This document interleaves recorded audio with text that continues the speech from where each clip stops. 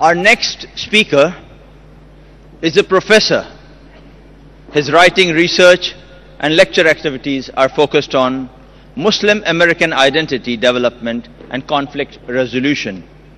A member of the American Academy of Religion, he holds a bachelor's degree from Hampton University, a master's degree from Yale University Divinity School, and a doctorate of ministry degree from Hartford Seminary.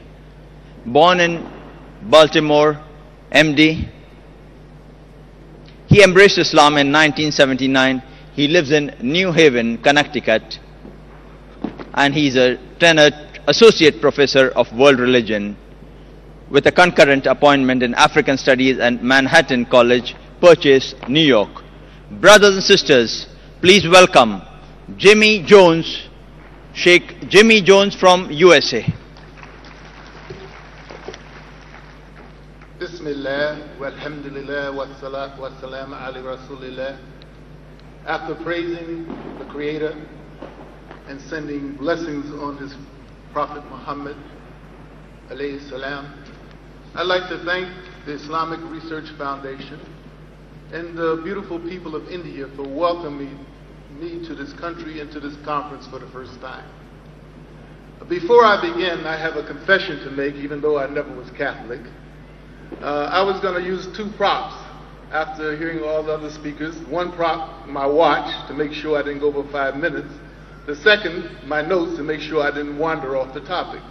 But I'm going to do something we're going to ask each of you to do, is to take a leap of faith in the next 10 days. I'm going to put them away in my pocket and see how I do. In providing context to my two talks that I'm going to give, inshallah, God willing, during the next 10 days, and those talks will be, one, on the Bible and Quran in comparative perspective, and number two, why Islam? A graduate of 2 Islamic seminaries speaks. I'd like to do 2 things very quickly. Number one, provide a broader context for this whole conference, and number 2, give you what's a very short version of my stump speech when I speak to Islamic groups in the United States for the first time. First, the context. I call it the 3 E's. All of us here should be aware of the first E, that most of us human beings on the face of the earth are facing an economic crisis. How do we know this in the United States? The dollar is weaker, and my question to India and Indians, with the Islamic juggernaut, with the economic juggernaut that's coming about, is the rupee ready to replace the dollar? The second is an environmental crisis. We have global warming on one hand. We have something called the blue revolution and the green revolution, where fishing has changed and planting and agriculture has changed so much that things that used to sustain the Indian community 20 years ago no longer sustains it because of these so-called revolutions.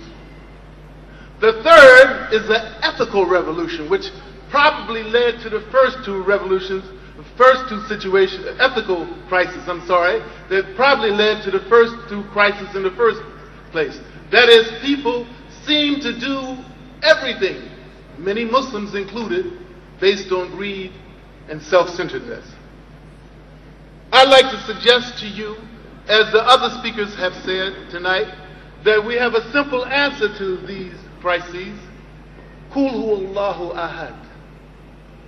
Say Allah is one. Qul huwallahu ahad. The answer to the economic crisis. Qul huwallahu ahad. The answer to the environmental crisis. Qul huwallahu ahad. The answer to the ethical crisis. Saying that God, the Creator, is one and putting into action, as many of my colleagues have said, is the answer to this crisis. Briefly, my stump speech. What to do about this? It's simple as ABC. If you want to have peace in your life, peace in your community, and peace in the world. Number one, A, affirm who you are. No one is asking you to come into Islam and not be Indian. Nobody asked me to come into Islam and not be African American. Nobody asked people to leave who they are. If we look at the story of Prophet Muhammad alayhi salatu wasalam, he loved his people. but he put Kul Huwa Allahu Ahad above them. That's all we're talking about. Affirm who you are, because you have roots that way and you'll be stronger that way. B, build relationships with your neighbors, your local neighbors, your neighbors in your country, your worldwide neighbors. And it seems that most countries have lost this idea. They're not building relationships, they're building confrontations with their neighbors. India with Pakistan, other countries around the world. And C, first to the non-Muslims. C, collaborate with the people for good.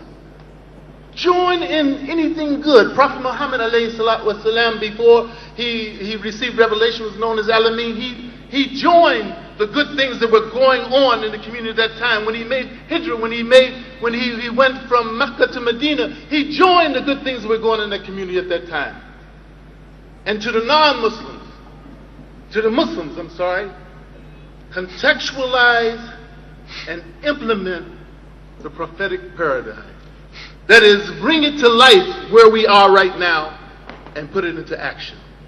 I'd like to close by quoting someone who's often misunderstood, someone who's very famous, that would be good advice for all of us as we first actively listen to one another, right?